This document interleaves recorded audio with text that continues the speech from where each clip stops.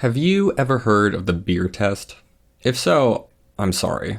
It probably means you have permanent brain damage from following American politics too closely. But for those pure souls who don't know, the beer test, or beer question, is a famous cliche in American journalism. The concept is pretty simple. Some of you may be familiar with the beer question in U.S. politics, which says that voters will generally elect the candidate they would rather have a beer with. In 2004, when George W. Bush beat John Kerry, conventional wisdom settled on the beer test as an explanation. Bush Jr. was perceived to be the more likable guy.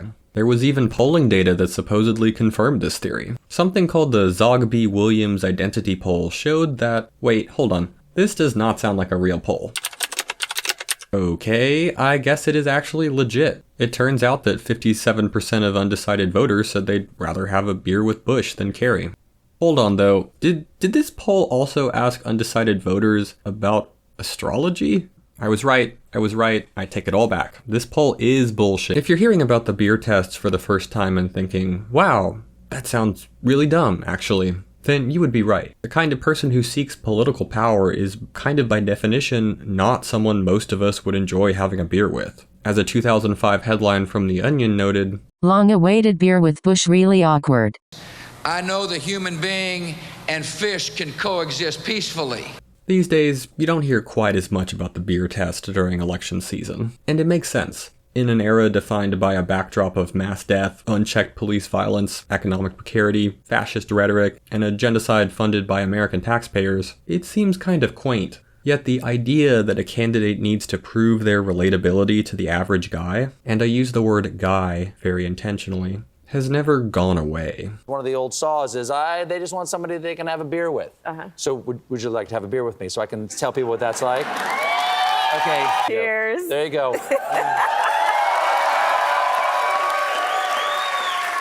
Ooh.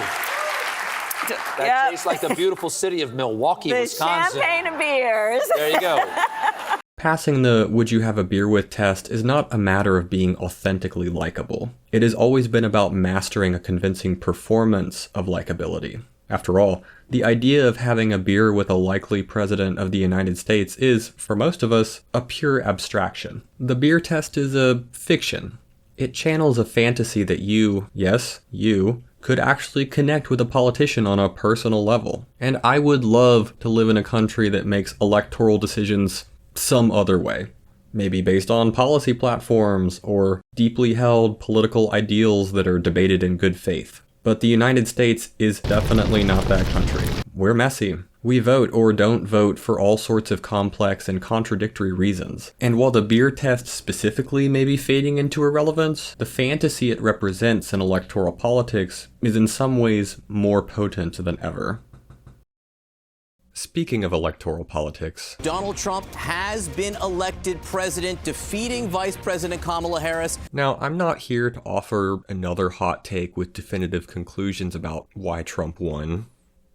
Again. Instead, I want to talk about one particular explanation for Trump's victory that we're hearing from many sides, but especially from very online conservatives. For example, let's hear what Trump ally, UFC president, and certified scumbag Dana White has to say. Nobody deserves this more than him, and nobody deserves this more than his family does.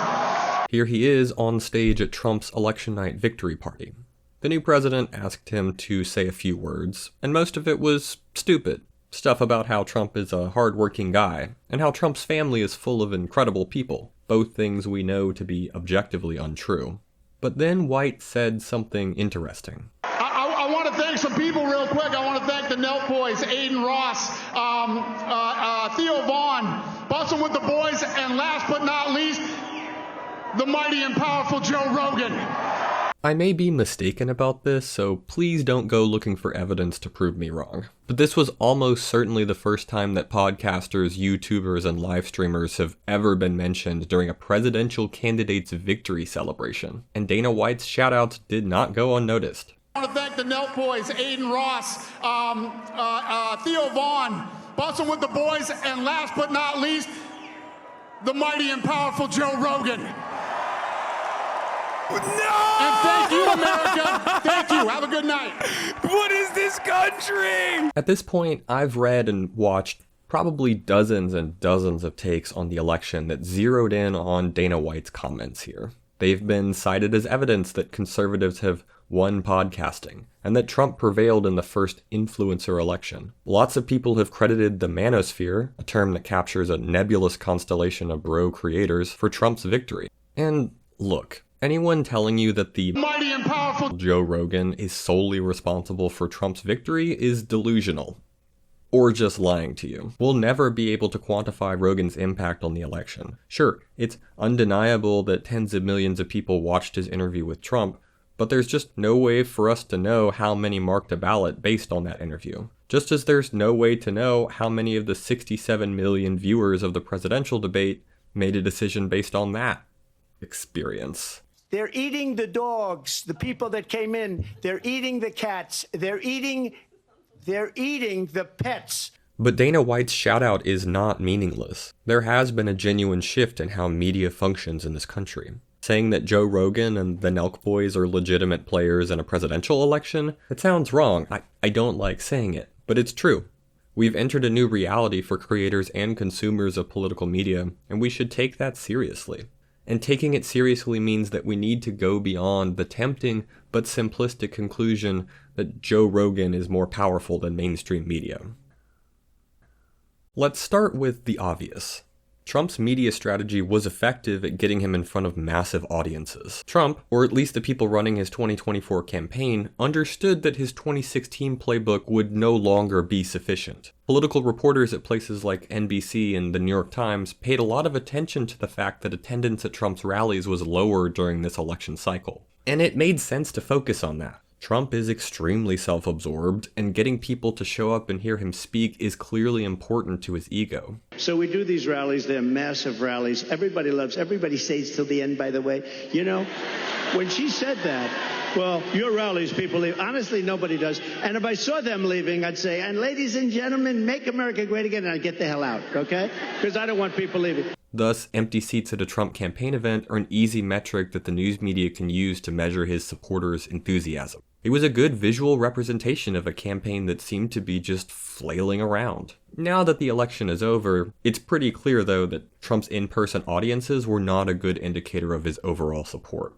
Empty seats did not predict his success at the ballot box. Instead, Trump's popularity with, what should we even call this? The bro podcasting network? The manosphere cinematic universe? Whatever, that's not important right now. What is important is that Trump was genuinely well received by audiences of these podcasts. He was reaching the demographic most likely to turn out and vote for him, namely, men. Trump performed better in 2024 with almost every voting bloc, including women, but as in 2016, men of all ages continue to be the core of his support. Now, I don't think we should attribute this podcast strategy to some particular political genius of Trump himself. I dislike the term mainstream media for reasons I'll explain in a moment, but Trump has spent decades using outlets that most people would consider mainstream to get his message out. Let's take CNN. Sure, he loves to castigate the network for their supposedly biased coverage and fake news. Here he is on Logan Paul's podcast doing exactly that. They thought that I wouldn't do it because it's CNN, but I've done plenty of CNN. Let's see what happens. I used to get along with Jake Tapper. We'll see what happens, but it doesn't matter. Whatever it is, it is. Do you think that you're starting to come around or soften your views on some of the networks that you may have not gotten along with in the past? No, they're fake news. Yeah, fake news. No, they're so bad. But let's not forget, CNN intentionally focused on Trump during the 2016 election, to the exclusion of all other candidates. He was good for ratings. Of course, CNN wasn't the only culprit. In 2016, the news media gave Trump more free publicity than all other presidential hopefuls combined, an estimated $5.8 billion in free coverage. And while some news organizations did eventually learn the lesson of 2016, CNN definitely did not. Can I talk? Yeah, what's you the mind? answer? Do you mind? I would like for you to answer the question. Okay, it's very simple to answer. That's why I asked it. It's very simple to, you're a nasty person, I'll tell you.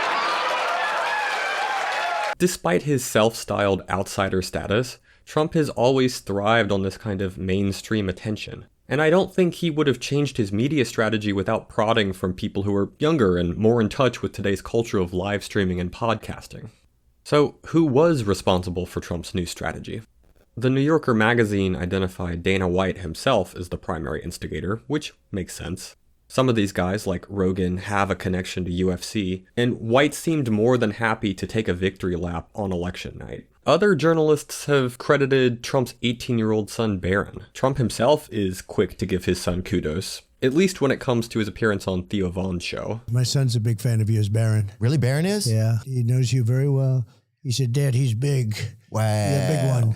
Of course, manosphere podcasters, and Dana White himself, have every incentive to overestimate their impact on the election results. We shouldn't just take their word for it. But it's also undeniable that the Trump campaign had a concrete strategy to rehabilitate Trump's image in the eyes of young men. Trump is a man who, by any normal logic, should be seen as utterly and irredeemably cringe. But when you do the weaves, and you have to be very smart to do weaves, when you do the weave, look at this, just in this one thing, we're talking about little pieces all over here, but it always ends up, home. No, it comes back home for the right people. For the wrong people, it doesn't come back home and they end up in the wilderness, right? Yet he managed to win over male voters under 30 after decisively losing that demographic to Biden 4 years ago. I think it's fair to say that Trump's podcast strategy, which was at least partially facilitated by his Gen Z son, made a difference, even if we can never fully quantify that difference. How did we get here? Why are comedy podcasts suddenly an influential force on national politics? What the hell is going on? Part of the answer is that podcasters and live streamers have filled a void created by the disintegration of traditional news media over the past 2 decades. There's a very complicated story here, and a full explanation would take a much longer video, but here's the short version.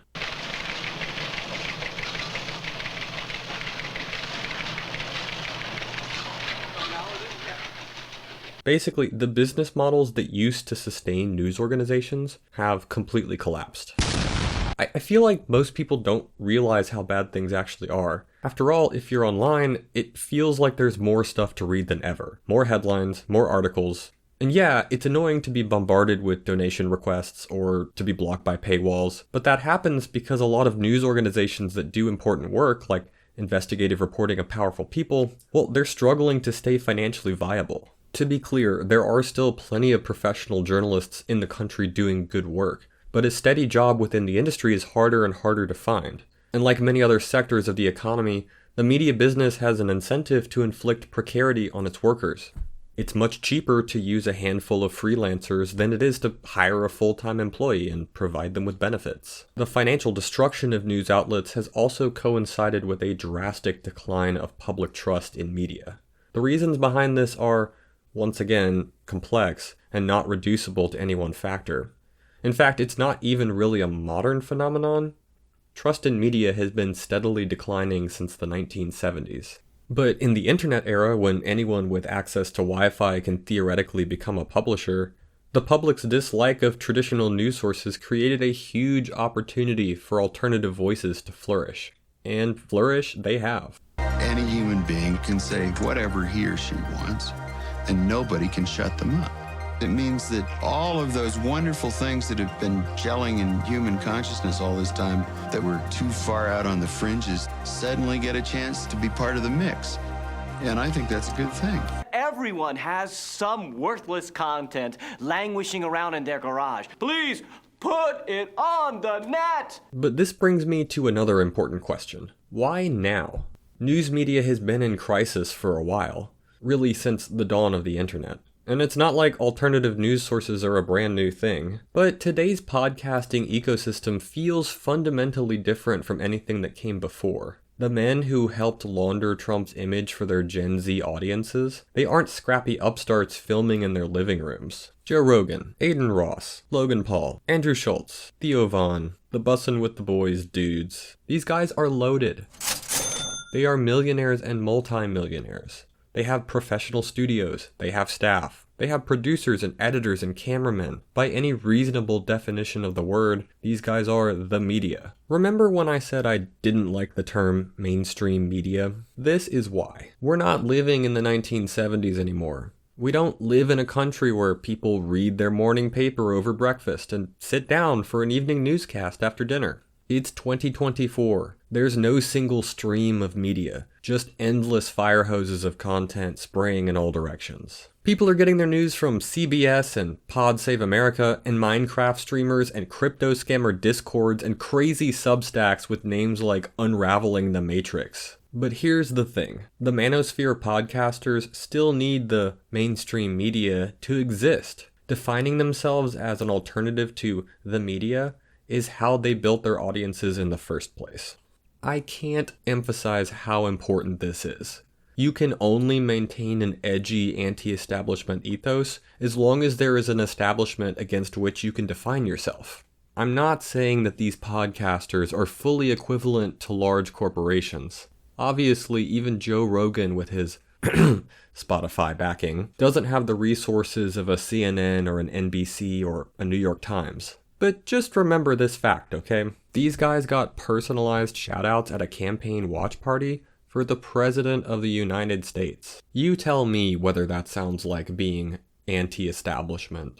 We're absolutely sure that you can't trust the mainstream media anymore. We're absolutely sure of that. Even the people that have been trusting the mainstream media their whole life, they're like, well, there definitely something's wrong. They don't know what it is, but something's wrong. Pfizer. Yeah. Oh, those are amazing. Anderson Cooper, brought to you by Pfizer.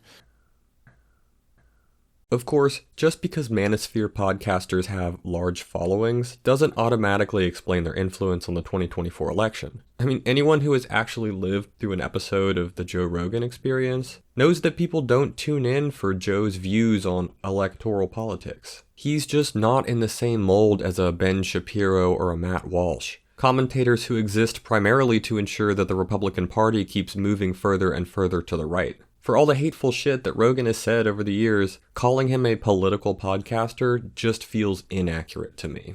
But a long-form conversation in which a friendly host just sits and chats with a guest for an hour or 3, well, it turns out that can be really valuable for a politician. When professional journalists interview a presidential candidate, those interviews can often turn adversarial. Not always, but often. A great example of this was the New York Times' interview with J.D. Vance from back in October. Not every question was meant to hold Vance's feet to the proverbial fire, but the host was there to ask him tough questions, like whether Vance would have helped Trump overturn the 2020 election.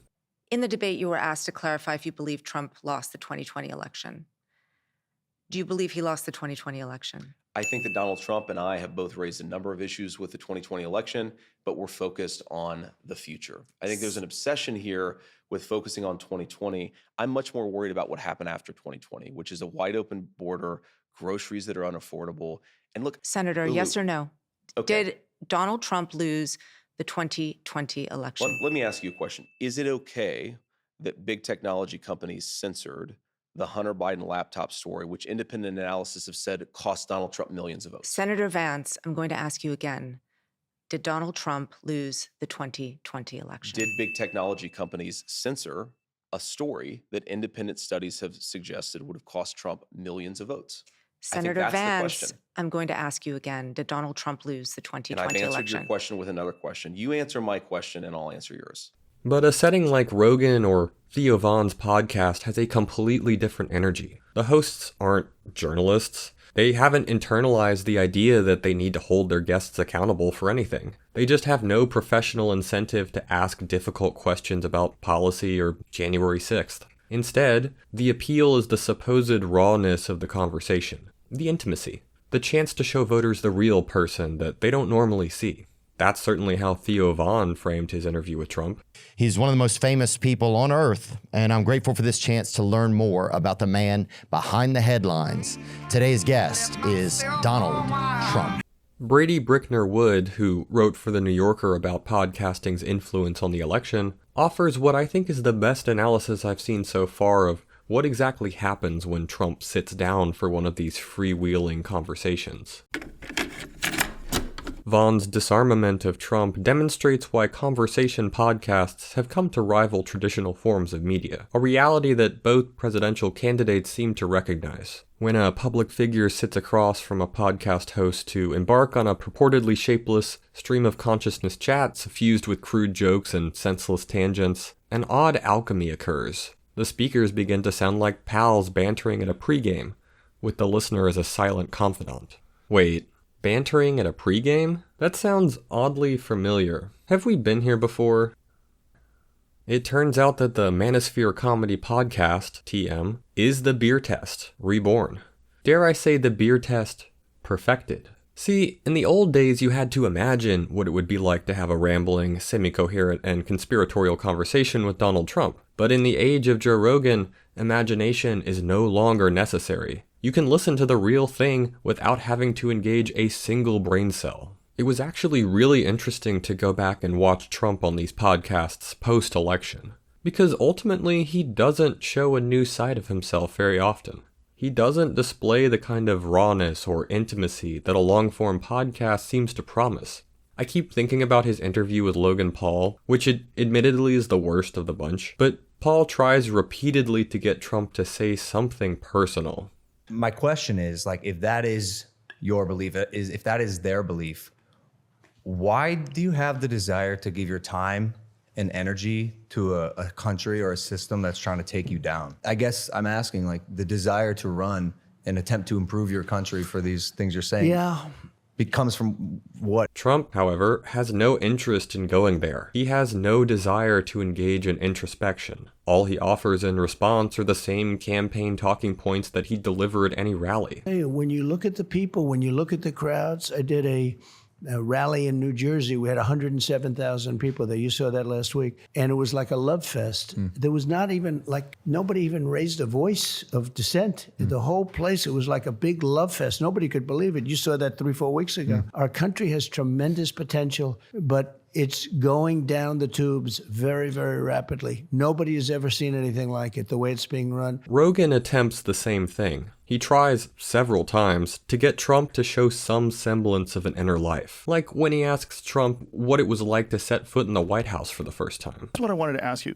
What was it like when you actually got in? Because nobody really can prepare you for that. When you're running for president, you don't really know what it's going to be like when you actually get into office.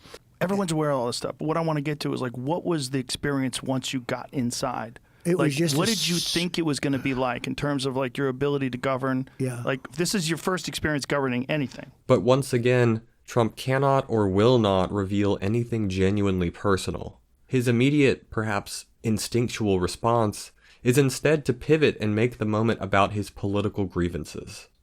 It was surreal. It was beyond. To me, that was the experience. It was a surreal experience. And then with time, that wears off. With time, it becomes, your place where you stay. And right. I was doing a lot of, I had two things that I really focused on: governing the country and survival. Because from the moment I won, before I got to office, all of a sudden, they came down. Nobody has ever been treated that way. And you see that. You see where in the Washington Post very early on they said, well, now the impeachment stuff starts. And it did. It literally started from the beginning.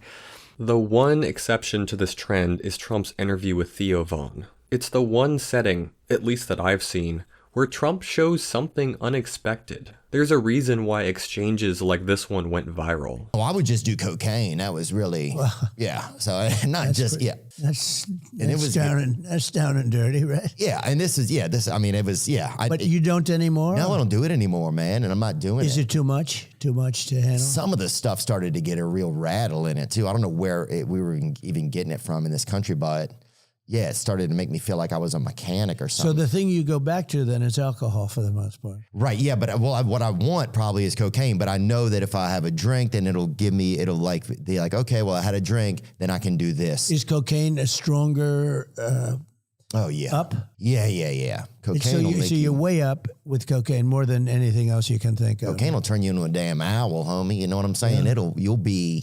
You'll be out on your own porch, Yeah. You'll be your own street lamp. You're freaking. And is that a good feeling? Well, no, it's horrible. A miserable feeling. But you do it anyway, just like the guy you're saying with the scotch.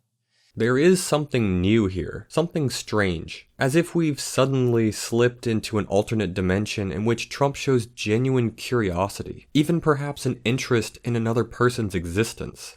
And when Trump talks about his older brother Fred and his struggle with alcohol, you get a brief glimpse of something, some genuine human feeling, some emotional capacity other than rage or a desire for approval or a need to inflict cruelty. Did you see, like, with your brother, could you see it or anything? Like, yeah. Man.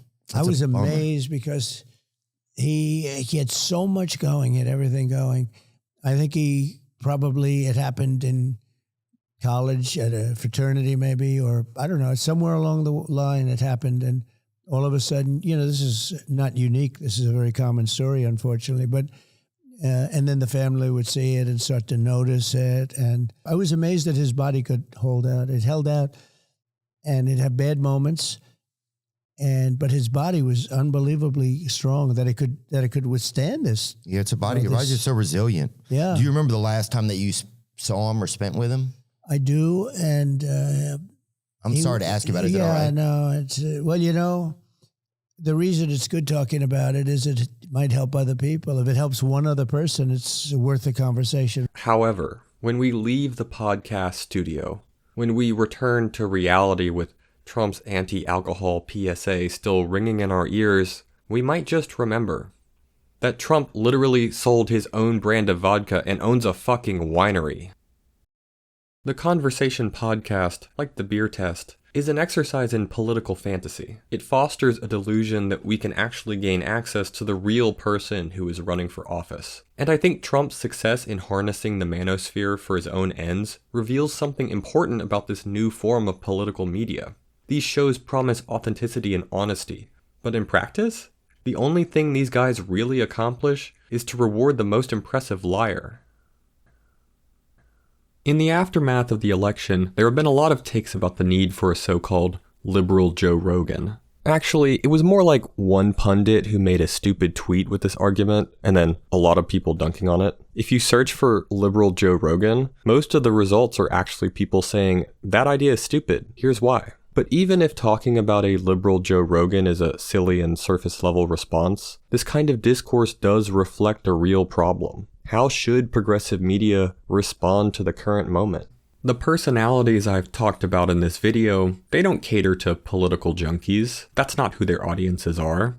Their audiences are dudes who are interested in crypto and weed and combat sports and anti-woke comedy. And I do think Trump managed to attract men who are conservative, but prefer to think of themselves as apolitical. And sure, I understand that no one is actually apolitical. I don't know like a ton about politics. All these bro-coded hobbies I just mentioned are deeply political in their own particular ways. However, that doesn't change the fact that some people just don't enjoy watching shows that advertise themselves as political. They may still form political opinions based on what they watch and hear, but they tune into comedy and conversation podcasts for entirely different reasons. That means creating a liberal Joe Rogan who is explicitly political wouldn't work. There's a reason that Trump went on Theo Von's show rather than Steven Crowder's.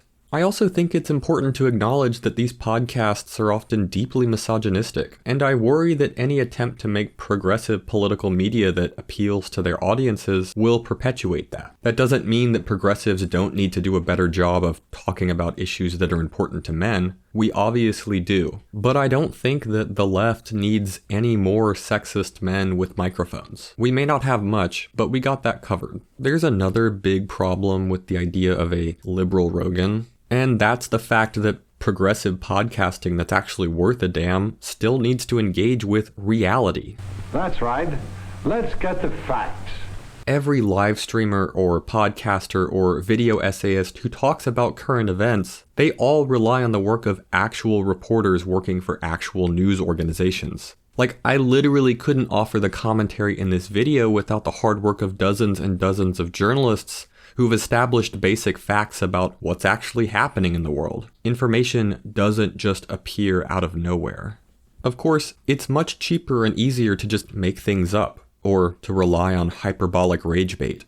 That's been the strategy of right-wing media for decades now. Before we had bro podcasters, we had talk radio show hosts like Rush Limbaugh, who flooded the airwaves with metric tons of bullshit. And anyone who thinks that the left can or should compete on those terms is lying to themselves. I'm slightly concerned about a future in which the response to this new media environment is to just manufacture progressive-sounding slop. To be clear, I don't have all the answers here. And while I'd love to end by offering suggestions about concrete actions we might take, I can't.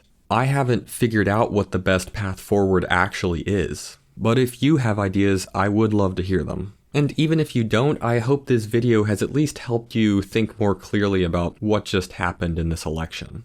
Even if the idea of a liberal Joe Rogan is kind of dumb, I hope people keep talking about the political influence of these podcasters. And I hope we can all think seriously about what an effective counterweight might actually look like. I don't think there's a simple solution, but I know what won't work. And that's waiting around until 2028 and then panicking when the manosphere helps anoint J.D. Vance as our next president. Hey, thanks so much for watching to the end of this video. I've never made anything like this before, so it's hard for me to judge whether it's actually good or not. But regardless, I really appreciate you sticking around and watching. Please do all the things if you're so inclined. I think you know the things, the YouTube things. And I do have a Patreon. So if you'd like to sign up to support me financially and help give me the time and space to make more videos like this one, I'd really appreciate it. But regardless, thanks so much.